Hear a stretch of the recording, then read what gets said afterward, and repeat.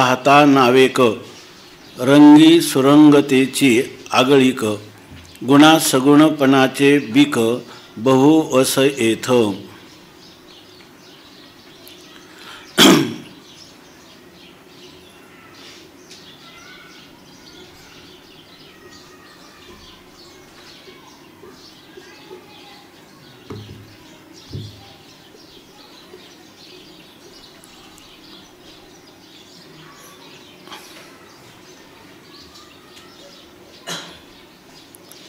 संत सम्राट भगवान ज्ञानोबाराय या ज्या 84 ओव्या आहेत त्या उपोद्घात रूपाने आलेल्या आहेत.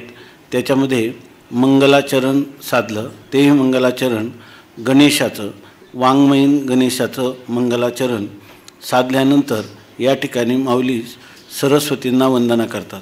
आणि सरस्वती ही विद्येची अधिष्ठात्री देवता, तिला वंदन केल्यानंतर श्रीगुरूंना वंदन करतात आणि आपल्या आध्यात्मिक जीवनामध्ये श्रीगुरूंचं असणारं अनन्यसाधारण स्थान आणि अनन्यसाधारण महत्त्व प्रतिपादन करतात. त्यानंतर ज्या ग्रंथाच्या किंवा ज्या इतिहास स्वरूप असणारा ग्रंथ महाभारताला इतिहास असं म्हणतात.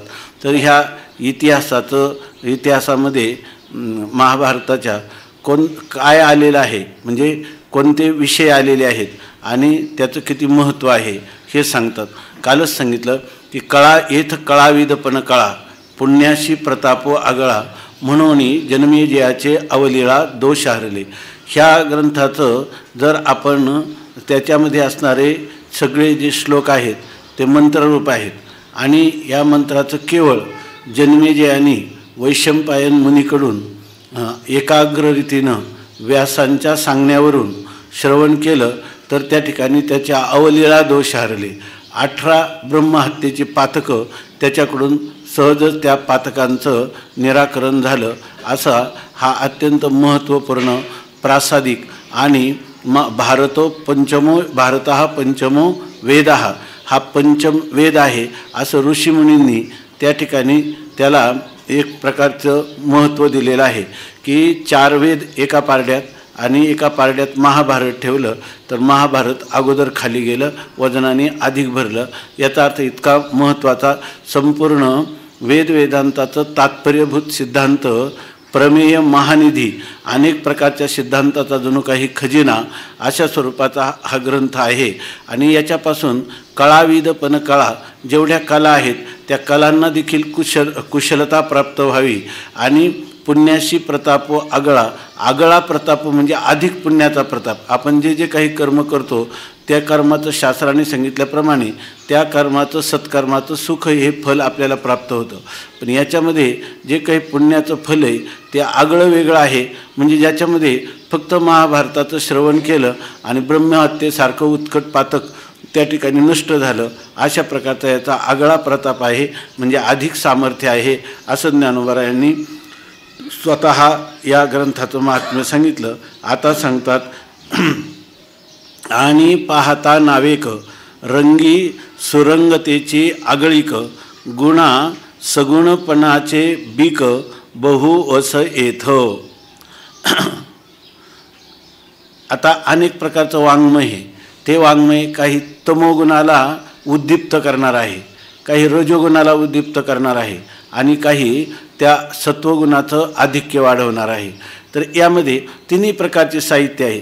ज्याला सत्साहित्य असं म्हणतात ते केवळ सद्वस्तूला, नित्य असणाऱ्या परमात्मा वस्तूला विषय करून आहे. किंवा त्याला अक्षर वाङ्मय असं म्हणतात. न क्षरती इति अक्षर, हा ज्याचा कधी नाश होत नाही असा अक्षर आहे, असं असणारं वाङ्मय आहे. म्हणजे याचा अर्थ असा आहे की आता आपल्या अनेक प्रकारचे काव्य आहेत, इतिहास आहेत, तर ते मनुष्याला प्रेरणादायक आहेत, परंतु त्याच्यामध्ये कोणत्या गुणाला प्रेरणा देतात हे महत्त्वाचं आहे.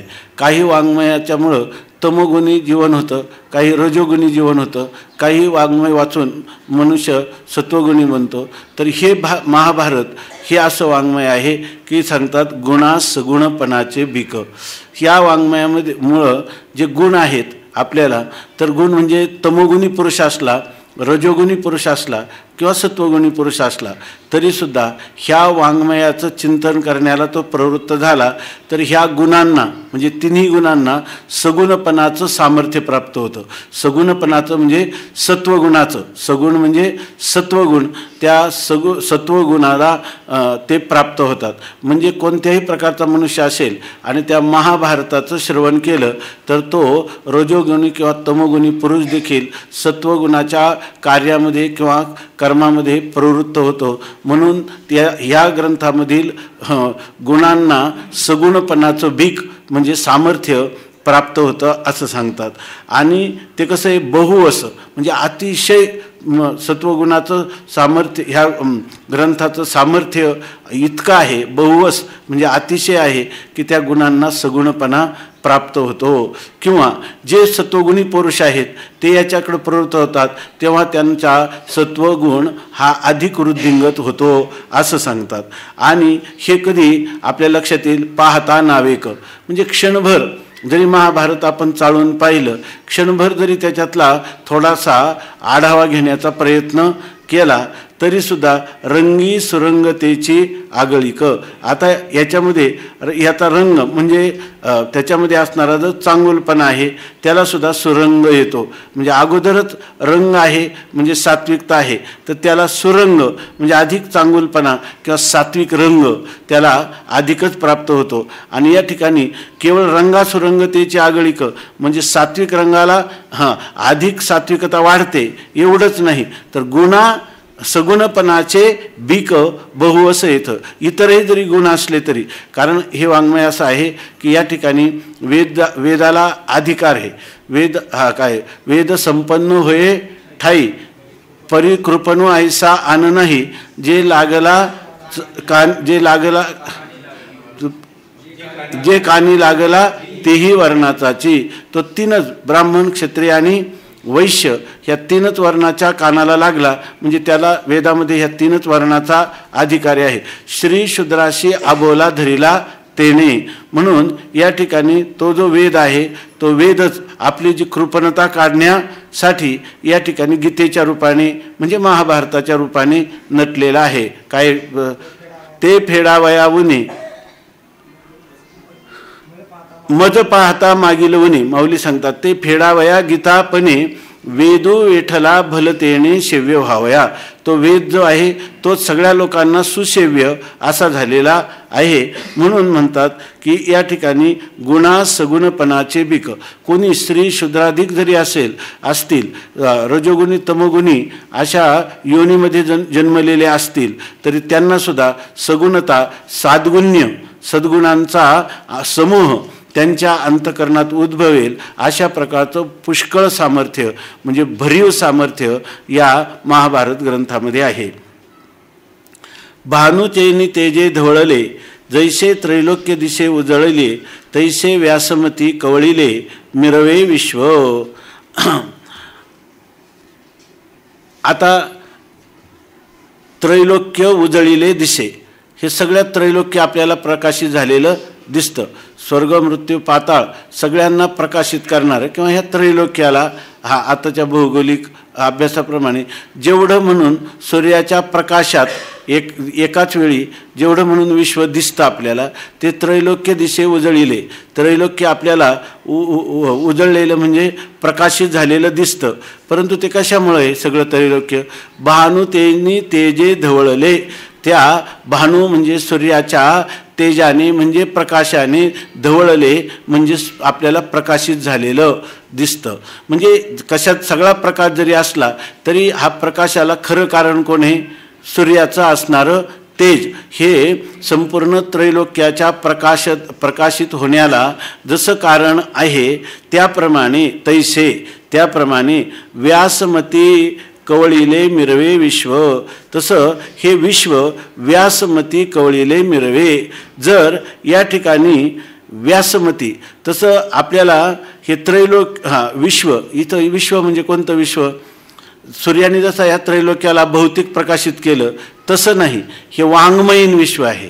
म्हणजे हे जे काही शब्दमय असणारं जे विश्व आहे, ह्या वाङ्मयीन विश्वामध्ये मिरवे हे सगळं वाङ्मयीन विश्व कधी शोभून दिसतं, तर व्यासमती कवळिले.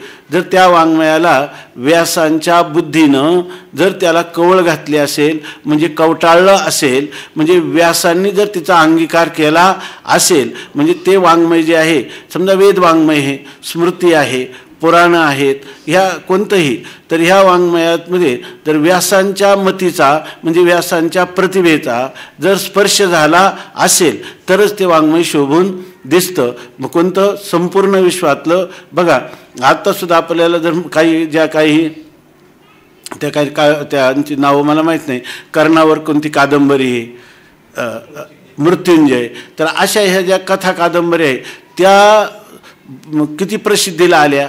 याचं कारण काय?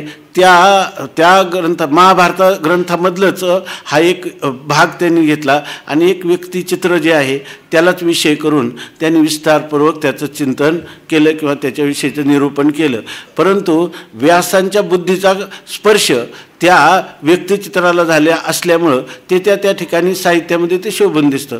आणि तुम्ही किती मोठा विस्तार केला आणि व्यासांनी जर त्याचा विचारच केलेला नसेल, व्यासकृत असणारं जे वाङ्मय, व्यासांनी केलेलं जे वेदाचे 4 विभाग किंवा व्यासस्मृती किंवा 18 पुराणं, उपपुराणं किंवा महाभारत, ह्या ग्रंथाच्या कुठं ना कुठं त्याला जर स्पर्श झालेला असेल तर याचाच अर्थ काय? व्यासांच्या बुद्धीचा, प्रतिभेचा त्याला जर स्पर्श झाला असेल, त्यांनी त्याला कवटाळला असेल, म्हणजे त्यांनी त्याला अंगीकारला असेल, आपल्या कवेमध्ये घेतलेलं असेल, तर ते वाङ्मयीन विश्व मिरवे ते त्या ठिकाणी शोभून दिसतं. का सुक्षे म्हणून आपल्याला किती काही लोकांना खूप मोठं त्यांना स्फुरण होतं वेगवेगळं, परंतु ते स्फुरण झालं असेल तर जर व्यासोच्छिष्ट जगत्त्रयम, सगळं जगातलं त्रैलोक्य, कालच आपण त्रैलोक्याचा अर्थ केला होता. त्रैलोक्य म्हणजे कोणतं? भावनेचा प्रांत असो, विचाराचा प्रांत आणि क्रियेचा प्रांत, हे त्रैलोक्य आहे. व्यासांचं त्रैलोक्य म्हणजे कधी भावनेला धरून बोललेलं, कर्माला, क्रियेला धरून बोललेलं किंवा विचाराला धरून बोललेलं, असं हे जे त्रैलोक्य आहे, ह्या त्रैलोक्य दिशे उजळिले, हे खऱ्या अर्थाने प्रकाशित झालेलं दिसतं. म्हणून आपण कोणती कृती जरी आली तर त्या कृतीला व्यासांचा स्पर्श असला पाहिजे, किंवा त्यांनी अंगीकारलेली भावना, त्यांनी अंगीकारलेला विचार आणि त्यांनी सांगितलेली क्रिया, ह्या विषयीचं वर्णन जर असेल तर तोच ग्रंथ जो आहे तो सर्व लोकांना अंगीकार करण्यास योग्य आहे. किंवा कर्त्यांनी देखील त्या ग्रंथ करताना ह्या गोष्टीचा विचार करावा, तरच तो ग्रंथ शोभेल. नाहीतर आता साहित्य संमेलनामध्ये काही काळामध्ये खूप गाजलेले ग्रंथ असतात, इतके गाजलेली की त्यांच्या आवृत्तीच्या आवृत्ती एका साहित्य संमेलनात संपतात. आणि दुसरे, आम्ही एक ठिकाणी मुंबईला पाहिलं तर एक प्रसिद्ध कादंबरी होती. आता त्या कादंबरीचा एक काळ होता, आता त्याची आवृत्ती काढल्यावर तो लेखकच हातात घेऊन उभा होता, लोक जाताना लेखकच, आणि तरी कोणी त्याला घेत नव्हतं. मुंबईला आम्ही पाहिलं साहित्य संमेलनामध्ये, ते म्हणे हे स्वतः लेखक आहेत म्हटले, आणि प्रसिद्ध असणारी त्यांची म्हणे एक काळ गाजलेली कादंबरी होती, आता कोणी विचारत नाही. कारण अक्षर वाङ्मय म्हणजे कधी नाश न पावणार. ज्ञानेश्वरीच्या आम्ही मध्ये कोणीतरी सांगितलं तर ज्ञानेश्वरीच्या जेवढ्या महाराष्ट्रात आवृत्त्या निघतात ना, अजून एकही ग्रंथ असा नाही तर इतक्या आवृत्त्या निघणारा. 700 वर्षे झाले आणि अनेक जणांच्या निघतात, कितीही काढा तुम्ही त्या पुरत नाही, तर चालतच राहतात. कारण हे अक्षर आहे, अक्षर असं वाङ्मय आहे. का सुक्षेत्री बीज घातले, ते आपुलिया परी विस्तारले, तैसे भारती सुरवाडले अर्थ जात. या ही स्थिती कशी आहे म्हणतात? सुक्षेत्री बीज घातले. कोणताही जो इतिहास आहे ना, तो इति ह असं आपण ना, हे असं असं घडलं, अशा वस्तुस्थितीचं निरूपण करणाऱ्या कोणत्याही कथा, आख्यायिका ज्या महाभारतामध्ये आल्या ना, तर त्या अमर झाल्या. आणि दुसरीकडं त्या स्वतंत्र रीतीने आल्या, त्यांना एवढं अमरत्व प्राप्त झालं नाही. आणि एखादीला झाला असेल तर ते महाभारतामुळं प्राप्त झालं. म्हणून सांगतात सुक्षेत्री बीज घातले. सुक्षेत्र म्हणजे चांगल्या प्रकारचं असणारं शेत, आणि ते आपुलिया परी विस्तारिले, मग ते आपल्या परीनं म्हणजे वाटेल तसं, हवं तसं त्या ठिकाणी त्याचा विस्तार झाला. कारण चांगल्या शेतामध्ये ते पीक, ते बीज जे आहे ते पेरलेलं आहे. मग चांगल्या क्षेत्रामध्ये जर बीज पेरलं तर ते चांगल्या प्रकारे फोपावतं. तसं तैसे भारती सुरवाडले अर्थ जात. त्याप्रमाणे ते म्हणतात अर्थ जात. अर्थ या शब्दाचे दोन अर्थ आहे. एक अर्थ शब्दाचा अर्थ आहे विषय, आणि अर्थ जात म्हणजे सगळ्या विषयांचा समूह. म्हणजे कोणाला कोणत्याही विषयावर जरी बोलायचं झालं तर ते विषय जे असतात ते भारती सुरवाडले.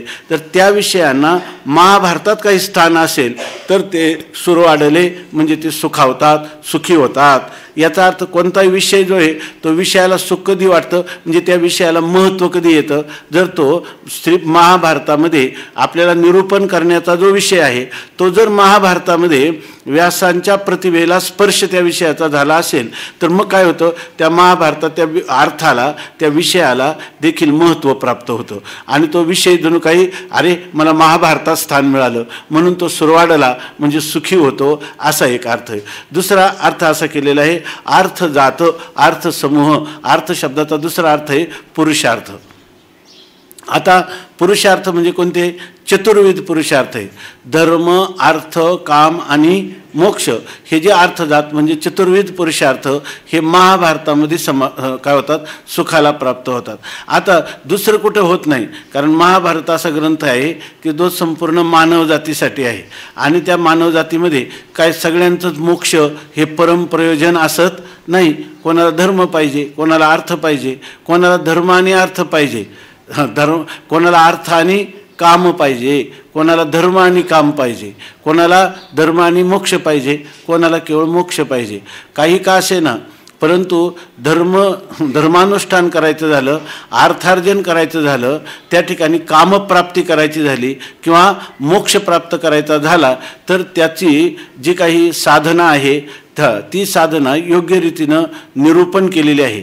आणि महाभारतामध्ये त्यांना सुख का झालं, किती धर्माचं अनुष्ठान केलं आणि स्वर्गातीपर्यंतच पोहोचला तर काय होईल, ते तम भुक्ता स्वर्गलोकम विशालम. अर्थ तर काय आहे, अर्थाच्या पाठीमागं किती मिळवला तर 15 अनर्थ मिळवल्यासारखे. केवळ अर्थ हे प्रयोजन असेल तर. काम मिळवला तर काय आहे, त्याच्यामध्ये भर्तृहरी सांगतात किंवा उपनिषदामध्ये सांगितलं सर्वेंद्रियाणाम जरयंती तेजः. सगळी जी इंद्रिय असतात ती भोग भोगून विकल होतात, एकतर विषय सोडून जातात किंवा इंद्रिय थकतात किंवा भोगत्याचा नाश होतो किंवा भोग्यांचा विरह किंवा भोग्य पदार्थांचा नाश होतो. असा जरी आपण कितीही काम पुरुषार्थ संपादन केला तरी तो मनुष्याला खऱ्या अर्थाने शाश्वत शांती किंवा समाधान देऊ शकत नाही. पण महाभारतामध्ये ह्या चारही पुरुषांना इतकं सम्यक सुंदर समतोल अशा प्रकारचा सामंजस्य किंवा समन्वय साधलेला आहे. त्यामुळे म्हणतात हे जे विषय आहे चतुर्विध पुरुषार्थ हे खऱ्या अर्थाने सुखावतात. कुठं, कारण महाभारताची मर्यादा आहे. गीतेमधलंच पहा, धर्माविरुद्धो भूतेषु कामोस्मी भरतर्षभ. धर्माच्या अविरुद्ध काम असेल तर ती माझी विभूती. मग धर्माच्या अविरुद्ध कामाचं काय स्वरूप आहे, त्याच्या अनेक महापुरुषांची जीवनचरित्र त्या महाभारतामध्ये आलेले असल्यामुळं धर्म पाहिजे, धर्मानुष्ठान, काम, अर्थ, मोक्ष हे सर्वच महाभारतामध्ये सांगितलेले विषय असल्यामुळं आणि त्यांचं तिथं सुरेख समन्वय असल्यामुळं हे सगळे पुरुषार्थ महाभारतामध्ये सुरवाडले, सुखी झाले असं माऊली म्हणतात. ना तरी नगरांतरी वशिजे तरी नागरची होईजे तैसे व्यासोक्ती तेजे धवळत सकळ. तर ते म्हणतात काय आहे, मनुष्याला जोपर्यंत स्वतंत्र बुद्धीनं किंवा स्वैराचाराने कोणताही इप्सित विषय मिळवण्याची जोपर्यंत तो कितीही धडपड केली तरी त्या पुरुषाला जोपर्यंत शास्त्राची नजर नाही आणि त्या शास्त्रामध्येही जे काही व्यासमुनींनी विशेष करून अवतार धारण केला व्यासनारायणांनी आणि संपूर्ण मानवजातीला ह्या जीवन जगण्याची कला जी काही महाभारतामध्ये शिकवली ती जोपर्यंत आत्मसात झाली नाही तर त्या पुरुषाला की काय म्हणतात, जो जेथीचे गौरव नेणे तयाशी ते भिंगुळवाने. महाभारताचं महत्त्व कळून जोपर्यंत आपल्या जीवनाच्या महाभारताप्रमाणे जर आपले इच्छित विषय कोणता इच्छित पुरुषार्थ प्राप्त करण्याचा प्रयत्न केला तर निश्चित सफल होणार आहे. आणि म्हणून ते म्हणतात की यासाठी आपल्याला प्रत्येकाला महाभारताचाच शरणागती केली पाहिजे किंवा महाभारतामध्ये व्यासप्रणीत असणारे जे विचार त्या विचाराचंच आपण ग्रहण करून तदनुसार अनुष्ठान केलं पाहिजे. त्याच्यासाठी म्हणतात हे कसं आहे, नगरांतरी वशिजे. आता जोपर्यंत मनुष्य ग्राम्य जीवन जगत आहे, शास्त्राची दृष्टी नाही आणि असा जो मनुष्य तोपर्यंत तो काय फक्त सुखासाठी चाच पडत राहणार, पण सर्व सुखाच्या आशा जन्म गेला असं त्याचं होईल. पण त्याला जर खऱ्या सुखात जायचं असेल तर त्याला म्हणतात नगरांतरी वशिजे. नगर म्हणजे एखादं शहर आहे, खेड्यातला मनुष्य खेड्यातली त्याची जीवन पद्धती आहे, पण नगरांतरी दुसऱ्या नगरामध्ये जर त्याला जायचं असेल तर ते म्हणतात नागरची होईजे. तर त्याला काय झालं पाहिजे, नागर झालं पाहिजे, म्हणजे त्याला चाणाक्ष झालं पाहिजे, त्याला अत्यंत चातुर्याने परिपूर्ण असलं पाहिजे. कारण जसं आपण एका गावातून दुसऱ्या नवीन गावात किंवा परदेशात गेलो तर तिथले आचार विचार हे त्याला माहीत पाहिजे, तरच त्या ठिकाणी त्याचं जीवन जगू शकतो. तसं या ठिकाणी म्हणतात नगरांतरी वशिजे. जर दुसऱ्या नगरामध्ये राहायचं असेल तरी नागरची होईजे. त्याला अनुसरून असणारे जे सभ्यतेचे विचार आचार, तर ते आचार विचाराचं ज्ञान आपल्याला असलंच पाहिजे. म्हणून ते म्हणतात नागरची होईजे. तर त्याला सुद्धा त्या नगरवासी किंवा चाणाक्ष शहाणा असंच त्याला व्हावं लागेल की व्यासोक्ती तेजे धवळत सकळ. तर ते म्हणतात तसं आपल्याला जे काही जीवनामध्ये आपलं आचरण आहे, म्हणजे आपला विचार आता सांगितल्याप्रमाणे कोणतीही भावना, कोणतीही क्रिया, कोणताही विचार तो कसा कधी खऱ्या रीतीनं प्रकाशित होईल किंवा तो आपल्याला जीवनात योग्य दिशा देईल. तर व्यासोक्ती तेजे, व्यासांच्या उक्तीचं जे तेज किंवा प्रकाश म्हणजे व्यासांच्या प्रामाण्याने प्रमाणित झालेलं असा तो आचार विचार असेल तर धवळत सकळ. तुमचा कोणताही आचार विचार व्यासोक्तीचं म्हणजे व्यासांनी इति व्यासवाच, व्यासांनी सांगितलेलं असेल त्याचं जर अनुसरण केले तर सकळ धवळत. तुमचे सगळे आचार विचार किंवा भावना ह्या धवळत म्हणजे उज्ज्वल होतील, त्या तेजोमय अशा होतील त्यांना. कारण काय, व्यासांच्या वचनाचा त्याला प्रमाण, आधार किंवा त्याचं तेज, प्रकाश त्याला मिळालेला आहे असं सांगतात. म्हणजे मधल्या काळामध्ये हे जे व्यासनारायणांचा अवतार झाला आणि त्यांनी जगाला जी दिशा दिली, जे लोक वेदाध्ययन करू शकत नाहीत किंवा वेदाध्ययन करूनही त्यांना वेदाचा अर्थ आम्हाशीच ठावा, जसं तुकाराम महाराज म्हणतात तसा वेदाचा अर्थ मात्र त्यांना यथार्थ रीतीनं कळलेला नाही, तर अशा सर्व लोकांसाठी महाभारत हे व्यासमुनींनी निर्माण केलं. म्हणून त्याला व्यासांचा स्पर्श प्रत्येकाला झाला पाहिजे. म्हणून ते म्हणतात की व्यासोक्ती तेजे धवळत सकळ, आणि त्यासाठी हे महाभारत निर्माण झालेलं आहे. या ठिकाणी ते सांगतात महाभारत जो शब्द आहे तो शब्दच असं सांगतो की महान असणारं, भा म्हणजे ज्ञान, आणि त्या ज्ञानामध्ये रममान झालेलं जे पुरुष आहे त्या पुरुषांचा समूह ज्या ठिकाणी आहे त्याला म्हणतात महाभारत.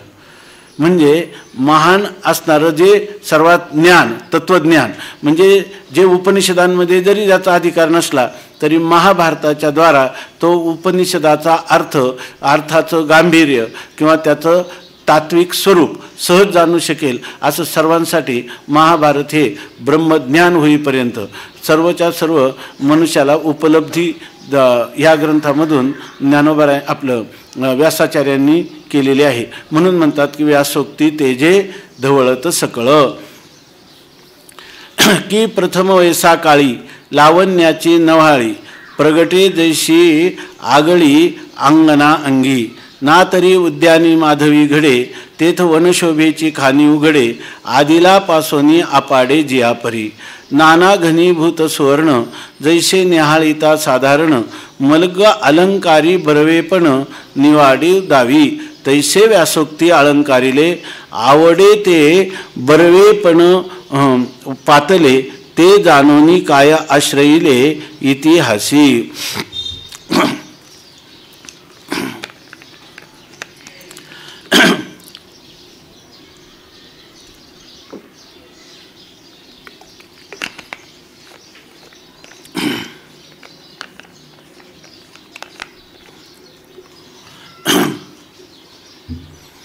आजच्या काळातली जी आपल्याला दुर्दशा जी झाली किंवा आपल्या जीवनातलं जी अधोगती झाली सामाजिक जीवनाची, त्याचं कारण काय आहे?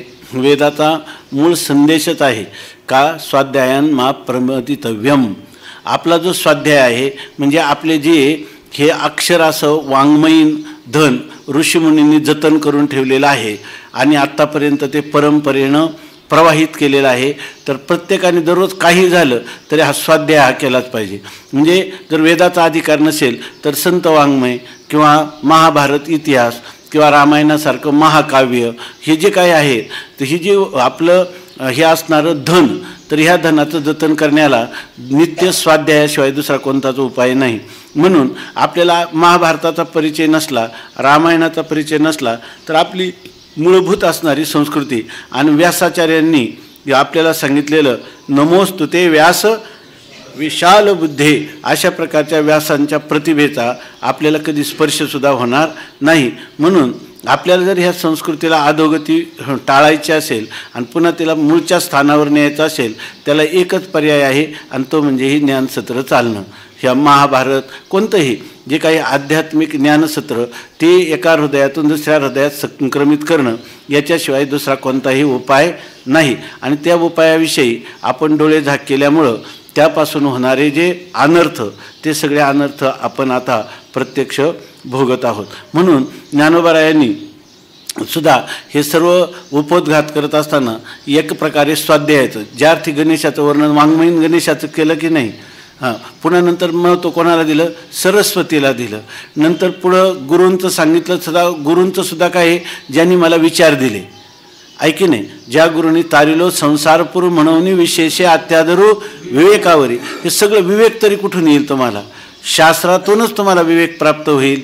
गुरूंच्या द्वारासुद्धा शास्त्राचेच विचार आणि त्या शास्त्राचं स्वरूपसुद्धा या ठिकाणी सर्व सांगितलं. उलट इतका वाङ्मयीन गणेश आत्तापर्यंत कोणी समृद्ध केला की नाही याच्याविषयी शंकाच वाटण्यासारखं आहे. बहुतेक कोणी केला नाही. म्हणजे जरी तुम्ही म्हणाल की आत्ताच्या काळात त्याला थोडी ओटी लागली, आता एवढं कुठं वेळ आहे, एवढं कुठं आयुष्य आहे, असं कोणी म्हणेल, पण त्याला काही ज्ञानोबारायांनी पर्याय ठेवला नाही. एवढ्यांचाही समावेश केलेला आहे.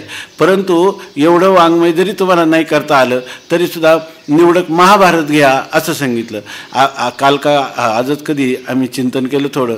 समजा एखादं म्हणे नाहीच, आम्हाला याच्यामध्ये कोणतंच वाङ्मयाचं आम्ही अवलोकन करत नाही, करू शकत नाही, तर आम्हाला काही उपाय सांगा ना, त्याच्यातलं तात्पर्य रूप. मग ज्ञानेश्वरी आहे का नाही? ज्ञानेश्वरीत सगळ्या चारी वेदाचं, सगळ्या स्मृतिग्रंथाचं, पुराणं, उपपुराणं सर्वांचं आणि महाभारताचं सुद्धा तात्पर्य आले. म्हणून तर ज्ञानोबारायांनी हाच ग्रंथ टीकेसाठी गीता नावाचं असं त्याचं जे सारभूत तत्व त्याचं प्रकाशन करणारं एवढंच एक प्रकरण भीष्मपर्वातलं निवडलेलं आहे. ते तरी ज्ञानेश्वरीचा तरी दररोज स्वाध्याय केला तरी त्याला जीवनातलं हे सर्व सारभूत तत्व जे आहे ते त्याच्या लक्षात येईल. आणि सगळं जाणून नाथ महाराजांनी सांगितलं ना, भावधरोनिया वाची ज्ञानेश्वरी कृपा करी हरी तयावरी. पण आता एखादा म्हणेल नाही पण ते होत नाही, तर डुबते राहो, आहे की नाही, पुन्हा जन्ममरणाच्या परंपरेत येत राहा. आता सांगतात एवढे दृष्टांत दिले आणि नंतर सिद्धांत सांगतात. अगोदर दृष्टांत सांगतात. पहा, प्रथम वयसा काळी लावण्याची नव्हाळी प्रगटे जैशी आगळी अंगना अंगी. प्रथम वयसा काळी म्हणजे प्रथम जी तारुण्य दशा आहे त्या तारुण्य स्थितीमध्ये लावण्याची नव्हाळी म्हणजे सौंदर्याची अपूर्व अशा प्रकारची शोभा. म्हणजे बालपणात जे सौंदर्य नाही तर ते एखादा मनुष्य कुरूप असला तरी तारुण्याचं एक असं तेज आहे की त्याच्या ठिकाणी नवीन अशा प्रकारची शोभा किंवा अपूर्वता दिसून येते. आणि हे त्या विशेषतः त्यांनी सांगितले प्रगटे जैशी आगळी अंगना अंगी. अंगना अंगी अधिक शोभा प्रगटे. जसं त्या तरुण स्त्रीच्या ठिकाणी आपल्या शरीराची शोभा ही अधिक वाढलेली आहे, विशेष भावाला प्राप्त झाली आहे असं दिसून येतं. ना तरी उद्यानी माधवी घडे तेथ वनशोभेची खाणी उघडे आदिलापासोनी अपाडे जियापरी ना तरी. अथवा दुसरं उदाहरण देतात, एक तारुण्यामध्ये आपोआप सहजच त्या शरीराला शोभा प्राप्त होते ना तरी. अथवा उद्यानी माधवी घडे. पहिल्यांदाच काय आहे, उद्यान म्हणजे बाग आहे आणि त्या बागेमध्ये माधवी घडे. माधवी म्हणजे वसंत ऋतू, आणि तो वसंत ऋतू ती जे अगोदरच असणारं उद्यान आणि त्याच्यामध्ये जर वसंत ऋतू प्राप्त झाला तर वनशोभेची खाणी उघडे. त्या ठिकाणी वनशोभा म्हणजे त्या बागेच्या असणाऱ्या वृक्षांना जणू काही एक शोभेची खानच त्या ठिकाणी उघडली जाते. म्हणजे त्या वनाची शोभा, त्या बागेची शोभा. अगोदरच बगीचा, आणि बगीचा म्हणजे सुचारू रूपाने ज्याच्यामध्ये वृक्ष, वेली, पुष्प, फल देणारे त्याची लागवड जी आहे ती उत्तम रीतीने केलेलीच आहे. त्याला पाण्याचा पुरवठाही आहे, त्याचे सर्व वृक्षांची सेवा होत आहे. असं सगळं असताना पुन्हा त्याच्यामध्ये वसंत ऋतू प्राप्त झाला तर उद्यानी माधवी घडे, तेथ वनशोभेची खाणी उघडे. आणि त्या ठिकाणी त्या वनाची म्हणजे त्या बागेची शोभा अधिकच वाढते. दोन काही हां, वार्षिया शोभे गगन वसंती दुनावे वन, देहा शृंगारी यवन दशा जशी. देहाला जशी तारुण्याची स्थिती ही त्याला म्हणजे त्याला आणखी शोभा आणते. किंवा वर्षा ऋतूमध्ये आकाश ज्याप्रमाणे शोभून दिसतं, किंवा तसं वसंती दुनावे वन. वसंत ऋतूत काय होतं, दुप्पट रीतीनं त्या वनाला शोभा येते. नाना घनी आदिलापासोनी आपाडे जियापरी. आदिलापासोनी म्हणजे अगोदर जसं होतं त्याच्यापेक्षा जियापरी ज्याप्रमाणे आपाडे. आपाडे म्हणजे त्याच्यापेक्षा अधिक अशा प्रकारची त्याला शोभा प्राप्त होते. अजून उदाहरण देतात, नाना घनीभूत सुवर्ण जैसे निहाळिता साधारण मग अलंकारी बरवेपण निवाडू दावी. अजून दुसरं एक उदाहरण देतात माऊली, घनीभूत सुवर्ण. घनीभूत म्हणजे एकत्र केलेला गोळा किंवा लगड, सोन्याची लगड असते, त्याला म्हणतात घनीभूत सुवर्ण. म्हणजे सुवर्णाची असणारी एखादी लगड, नुसतं सोनं आटवलं आणि त्याचा एक गोळा केलेला आहे. ते जैसे निहाळिता साधारण. आणि ते जर आपण निहाळिता म्हणजे त्याचं निरीक्षण केलं तर ते साधारण म्हणजे सामान्य वाटतं. जर एखाद्या माणसाला अलंकार चांगल्या प्रकाराने केलेले 4 तोळ्याचे असतील आणि त्याच्याऐवजी एक श्रीमंत मनुष्य आणि त्याच्यात त्या वरवंट्यासारखा मोठा गोळा जर त्याच्या गळ्यात घातला तर तो काही शोभा देत नाही. त्याप्रमाणे सांगतात की घनीभूत सुवर्ण, या ठिकाणी लगड केलेलं सुवर्ण. जैसे ज्याप्रमाणे निहाळिता जर आपण निरीक्षण करू लागलो तर ते साधारण, ते काय सामान्य असं वाटतं, त्याचं काही विशेषता वैशिष्ट्य आपल्याला वाटत नाही. पण तेच सोनं अलंकारी बरवेपण निवाडू दावी. तर त्याचा जर अलंकार केला तर तो बरवेपणाचा निवाड दावी म्हणजे निर्णय करतो. म्हणजे सोनं हे खूपच मौल्यवान धातू आहे असं सिद्ध करतं. पण लगड असल्यावर नाही. लगड असल्यावर त्याची मूल्य ते आपल्याला स्पष्ट होत नाही. पण तेच जर लगड ज्या वेळेला अलंकार स्वरूपाला प्राप्त होते त्यावेळेला बरवेपणा अत्यंत हे शोभिवंत आहे, हे उत्तम आहे असा त्याचा निवाडू दावी म्हणजे तेच सोनं त्याचा निर्णय करून दाखवतं. आता एवढे दृष्टांत कशासाठी दिले? 3 प्रकारचे दृष्टांत दिले. तर ते कशासाठी? तर ते दाष्टांतिकात माऊली सांगतात, तैसे व्यासोक्ती अलंकारिले आवडे ते बरवेपण पातले हे जानोनी ते जानोनी काय आश्रयिले इतिहासी. असं म्हणतात.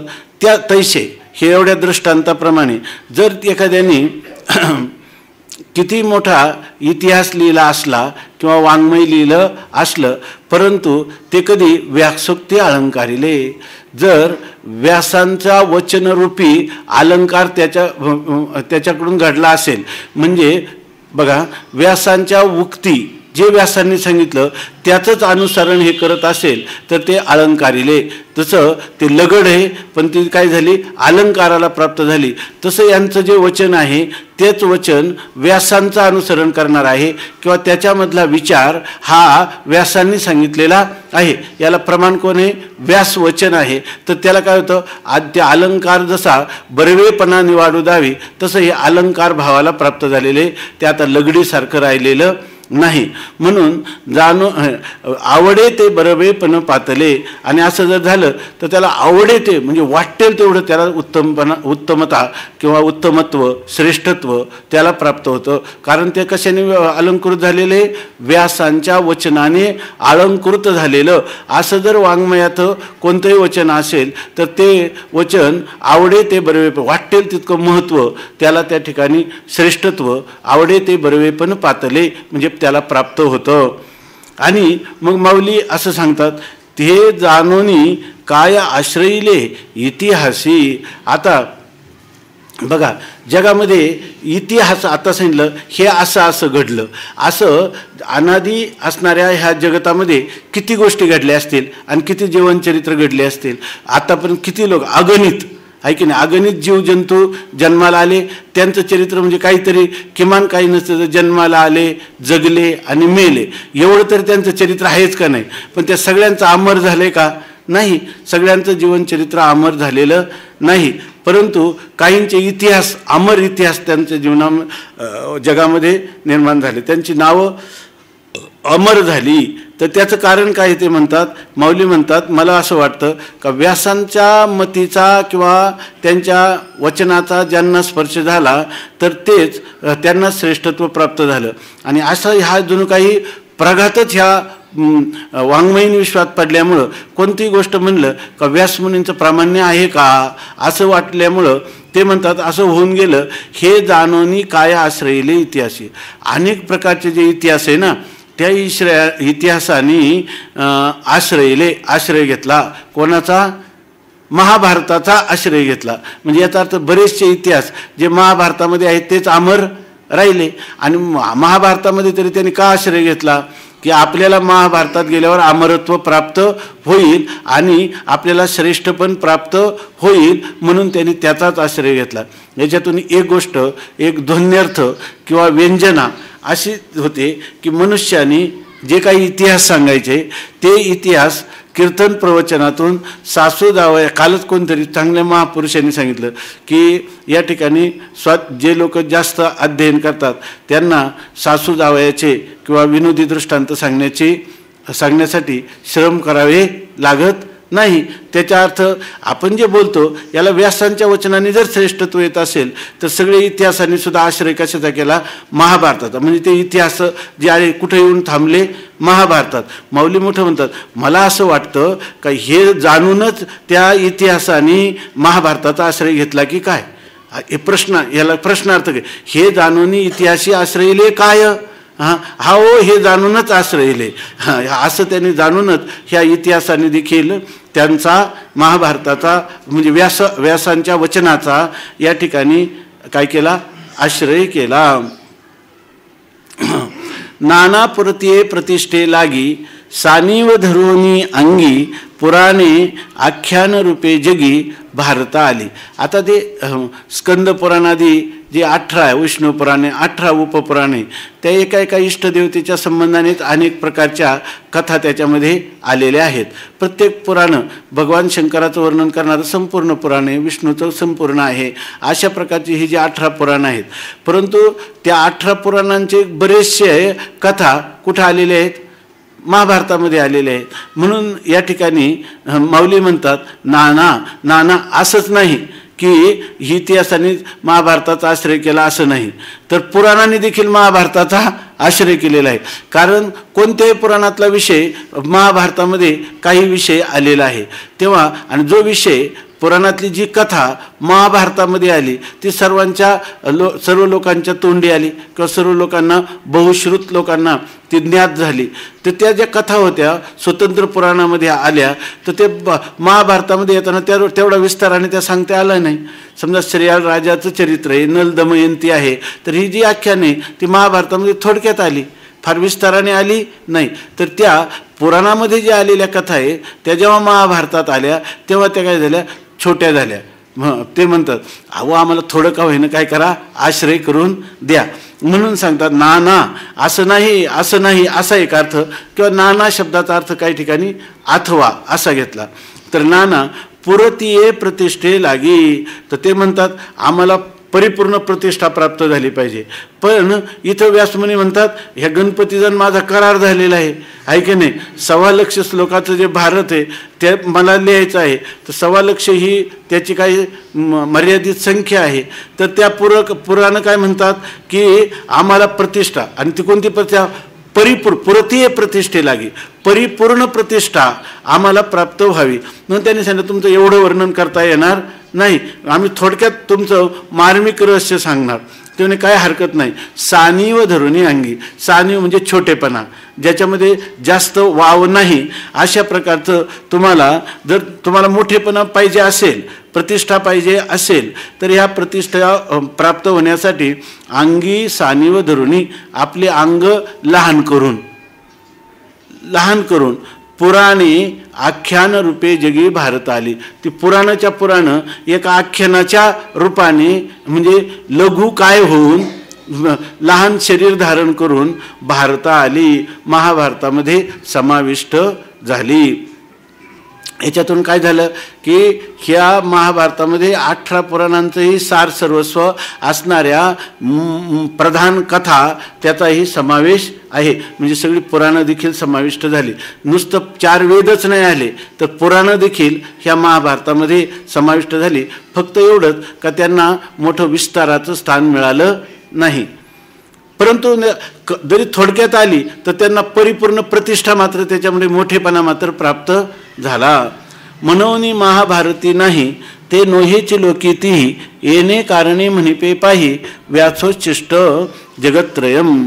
म्हणून या ठिकाणी माऊली म्हणतात महाभारती नाही, महाभारतामध्ये नाही ते नोहेची लोकीतीही, ते 3 त्रैलोक्यामध्ये कुठं सापडणार नाही. म्हणजे त्रैलोक्यात जे काय आहे त्याचं सर्वस्व त्या ठिकाणी महाभारतामध्ये आहे. आणि जर कुठं महाभारतामध्ये जे लोकांमध्ये आहे ते महाभारतामध्ये आहे, बरोबर ना, जे लोक ते सगळं महाभारतामध्ये, पण महाभारतामध्ये जे आहे ते आपलं महाभारतामध्ये नाही ते आणि त्रैलोक्यामध्ये आहे, असं जगामध्ये काही सापडणार नाही. म्हणून महाभारती नाही ते नोहेची लोकीतीही येणे कारणे म्हणिपे पाही व्यासोच्छिष्ट जगत्त्रय. हे जी मनक जगामध्ये पडलेले व्यासोच्छिष्ट जगत्त्रय, ह्या त्रैलोक्यामध्ये जे काय आहे म्हणजे जे काही वाङ्मयीन विश्व आहे ते सगळं. आता एक अर्थ जर केला तर हा चिंतनाला खूप चांगला आहे. त्रैलोक्य म्हणजे काय स्वर्ग मृत्यू पाताळ नाही. इथलं त्रैलोक्य कोणतं आहे, आता सांगितल्याप्रमाणे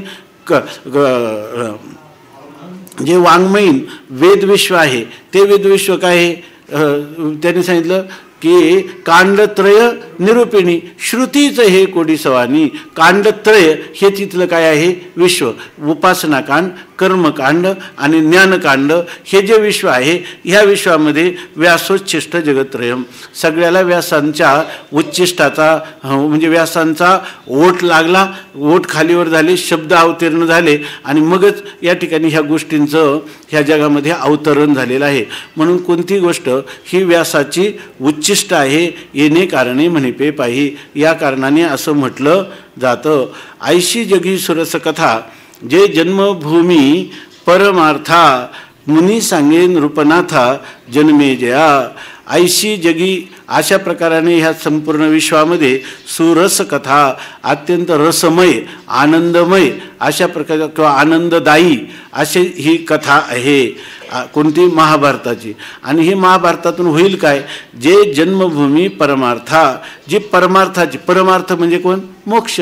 ऐक, सर्वात श्रेष्ठ अर्थ विषय कोणता आहे, मोक्ष. परमप्रयोजन कशाला म्हणतात, मोक्षाला. म्हणून आणि ह्या मोक्षांची जन्मभूमी म्हणजे जन्मदात्री आहे. याचाच अर्थ काय झालं, ह्या महाभारत कथा जी आहे किंवा महाभारत हा इतिहास जो आहे तो परमार्था जन्मभूमी, मोक्षाची ती जन्मदात्री आहे. याचा अर्थ जे महाभारताचं चिंतन करेल त्याला मोक्ष प्राप्त होईल. आणि हे कोण गोष्ट सांगतं, मुनी सांगे नृपनाथा जन्मेजया. ह्या जन्मेजय जो ब्रह्महत्येच्या पातकामुळं या ठिकाणी व्यासांनी प्रवृत्त केलेला आहे महाभारत कथा श्रवण करण्यासाठी. तेव्हा ते सांगत, मग त्या जन्मेजयाला कोण सांगतात तर वैशंपायन मुनी सांगतात.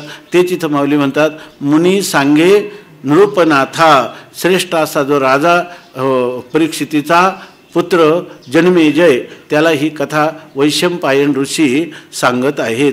मुनी सांगे नृपनाथा जन्मेजया, जे अद्वितीय उत्तम पवित्रैक निरुपम परम मंगलधाम अवधारिजो. आता सांगतात जे अद्वितीय, याचा अर्थ महाभारताचं सारखं स्थान या जगात दुसऱ्या कोणत्याही ग्रंथाला नाही, म्हणून अद्वितीय. अद्वितीय याचा अर्थ याच्यापेक्षा श्रेष्ठ कोणी ग्रंथ नाही आणि याच्यासारखा सुद्धा जगात दुसरा ग्रंथ नाही, म्हणून त्याला अद्वितीय असं म्हणतात. नंतर उत्तम म्हणजे सर्वांच्यापेक्षा शिरोमणी श्रेष्ठ असणारा हा ग्रंथ आहे. माऊलींच्या अंतःकरणात महाभारताविषयीचं असणारं जे स्थान, त्यामध्ये सांगतात हा अद्वितीय ग्रंथ आहे, हा उत्तम ग्रंथ आहे. आणि अद्वितीय उत्तम पुन्हा पवित्रैक आणि केवळ हा काय आहे, अत्यंत पवित्र अशा स्वरूपाचा ग्रंथ आहे. म्हणजे याचा अर्थ या ग्रंथाचं प्रमाणे चिंतन करणारा किंवा त्याचं अनुसरण करणाऱ्याला मल पाप वासना किंवा असत्कृत्य असद्भावना किंवा अविचार यांना कधीही स्पर्श होणार नाही, इतका हा पवित्र आहे. आणि याच्या तुलनेचा कोणता ग्रंथ असेल असं पाहत आहात तुम्ही विचार कराल तर तसा याच्या तुलनेचा ग्रंथ नाही. निरुपम याला उपमाच देता येत नाही. महाभारतासारखा महाभारत, जसं आपण म्हणतो राम रावणयो युद्ध, राम रावणयो रिव. रावण आणि रावणाचं युद्ध कसं झालं, कोणासारखं झालं, राम रावणासारखं झालं. तसा महाभारतासारखा श्रेष्ठ ग्रंथ कोण आहे, महाभारतच आहे. पुन्हा सांगतात परम मंगलधाम अवधारिजो, आणि हा परम मंगल असा ग्रंथ आहे. म्हणजे याच्या ठिकाणी सांगतात मंगलधाम म्हणजे कल्याणाचं स्थान किंवा कल्याण भाजन, अशा प्रकारचा हा ग्रंथ आहे. या ग्रंथाच्या चिंतनाने मनुष्याचं निश्चित कृतार्थत्व किंवा त्याचं कल्याण किंवा मंगल त्याला प्राप्त होईल. आता भारत कमळ परागो गीताख्यू प्रसंगो जो संवादला श्रीरंगो अर्जुनीशी. आता ह्या एवढ्या वेळापर्यंत 49 ओव्यापर्यंत माऊलींनी महाभारताचं वर्णन केलं आणि त्याचं आता अवधारा कथा गहन ह्या 28व्या श्लोकांपासून तर 49 ओळीपर्यंत या ठिकाणी महाभारताचं वर्णन केलं. आणि आता यानंतर महाभारताच्या अंतर्गत असणारं जे भीष्म पर्व आहे त्याच्याच अंतर्गत गीतेचे ह्या 18 अध्याय आहेत. आता गीतेचं काय स्थान आहे की ज्या ग्रंथावर माऊली नेवाशाला त्या ठिकाणी श्रीगुरूंच्या आज्ञेवरून या ग्रंथाची टीका करण्यासाठी प्रवृत्त झाले, तर त्या ग्रंथाचं काय महत्त्व आहे. कारण आपल्याला हे गीता ग्रंथाचं महत्त्व तसं प्रत्येकाचं सांगितलं, तसं हे महाभारतामध्येही पुन्हा गीता ग्रंथ हा किती महत्त्वपूर्ण आहे याची जाणीव करून देण्यासाठी आता गीतेचं वर्णन करतात. आता भारत कमळ परागो गीताख्यू प्रसंगो जो संवादला श्रीरंगो अर्जुनेशी. आता म्हणजे आता शब्द जो आहे तो अनंतर्यवाचक आहे. याच्यामध्ये भारत कमळ परागो, भारत म्हणजे महाभारत हे एकूण कमळ आहेत आणि त्या कमळाला जशा पाकळ्या असतात तशा जणू काही 18 पर्वाचं महाभारत हे एक कमळ आहे. आणि त्याच्यामध्ये गीता काय आहे, त्या कमळामध्ये काय, त्याचं सार भाग कोणता आहे, त्याचा पराग, त्याचे मकरंद कण किंवा त्याच्यामध्ये असणारा सुगंधयुक्त जे परागकण, तर ते परागकण म्हणजे कोण आहेत, तर ही गीता आहे असं सांगतात. भारत कमळ परागो गीताख्यू प्रसंगो, गीता नावाचा प्रसंग म्हणजे त्याच्यामध्ये आलेलं गीता नावाचं प्रकरण.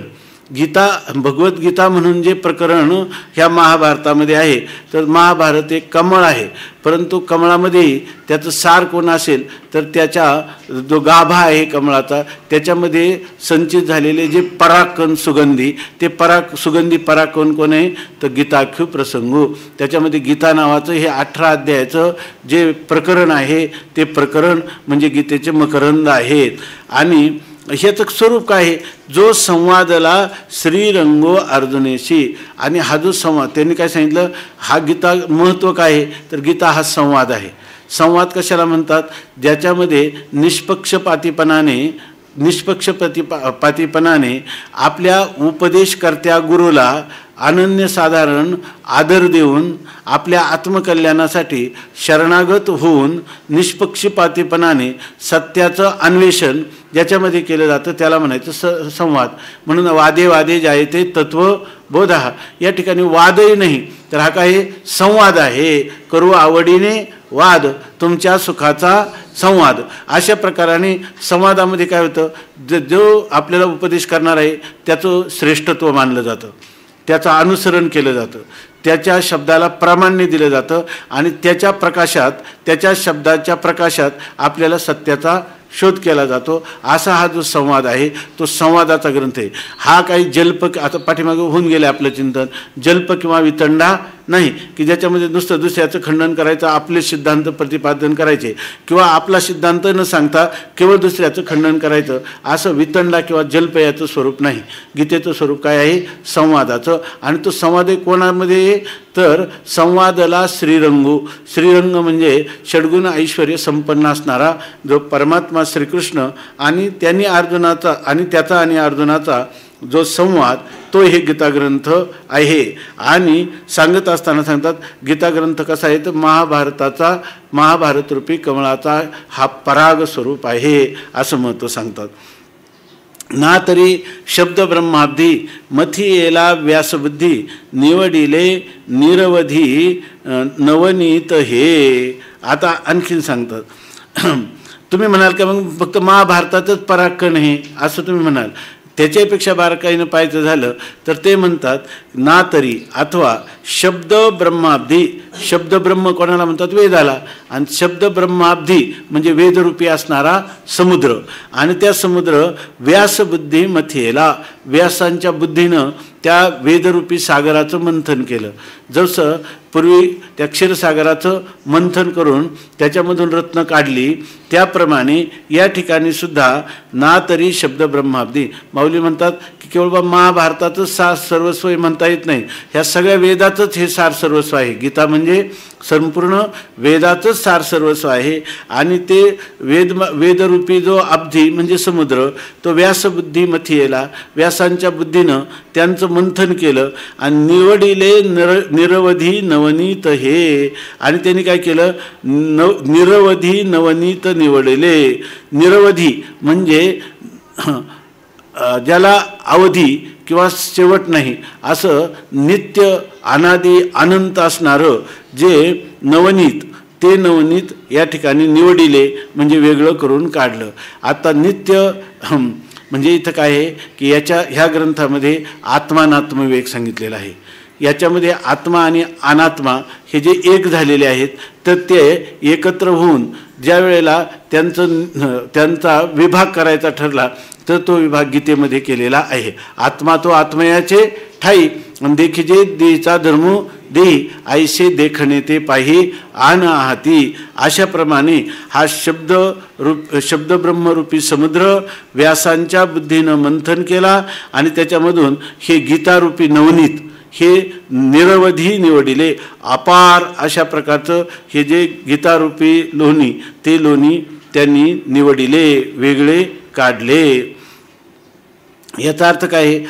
त्यांनी हे लोणी वेगळं काढलं म्हणजे काय केलं की गीतेचा असणारं जे अनात्म पदार्थ त्या अनात्म पदार्थाचं निराकरण करून आपला आत्मस्वरूप जे आहे त्या आत्मस्वरूपाचं दर्शन ह्या गीतेने करून दिलेलं आहे. आणि आत्मस्वरूप हेच खरं काय आहे? नवनीत आहे. आणि ते नवनीत गीतेनं आपल्याला बाजूला काढून आपल्याला करतलामलक वध दिलं. म्हणून माऊली म्हणतात ना, करतलावरी वाटोळा डोलत देखिजे आवळा तैसे ज्ञान आम्ही डोळा दाविले तुझं. ह्या सगळ्या व्यापक वेदाचं मनोगत आपल्याला कळणं शक्य नाही. त्यांनी मंथन करून वेदाचं मनोगत गीतेच्या रूपाने या ठिकाणी व्यासांनी आपल्यासमोर ठेवलेलं आहे. आणि ते काय आहे? ते असं नाही का आपण एकदा सेवन केलं तर ते संपलं असं नाही. अपार असं नवनीत. किती जरी तुम्ही सेवन न सरे लुटिता मागे बहुता जनी जुनाट हे खाणी उघडिली, अशा प्रकारची स्थिती आहे. असं हे गीतारूपी नवनीत आपल्याला दिलेलं आहे. मग ज्ञानाग्नी संपर्के कडसिले विवेके पद आले परिपाके आमोदासी उद्याप. पुंडलिक वरदा हरी विठ्ठल. श्री ज्ञानदेव